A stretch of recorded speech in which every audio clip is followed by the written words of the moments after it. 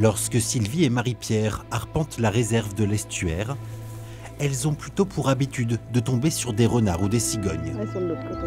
Mais il y a quelques semaines, les photographes amateurs vont faire une rencontre impromptue. Aux abords d'un étang, quelque chose sort des roseaux. On a senti quelque chose qui nous regardait, donc on a tourné la tête et je lui ai dit « Ah, c'est quoi ?» On a dégainé des appareils et on a photographié ce qu'on a pu.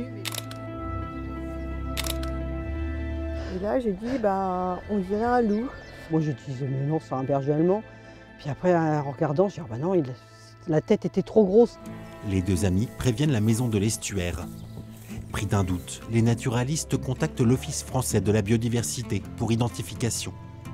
Le verdict tombe, c'est un chacal doré. C'est que c'est une espèce qui vient principalement des Balkans, qui depuis maintenant quelques décennies va s'épandre, je dirais, en partie vers l'ouest, donc arriver d'abord par la ceinture alpine. Il ne faut pas en avoir peur, hein, c'est une espèce qui ne va pas obligatoirement aller s'attaquer à un troupeau comme on peut le voir avec le loup. Voilà, c'est, je dirais, un peu plus proche du renard, assez omnivore, qui va se nourrir de petits mammifères, d'insectes, de végétaux.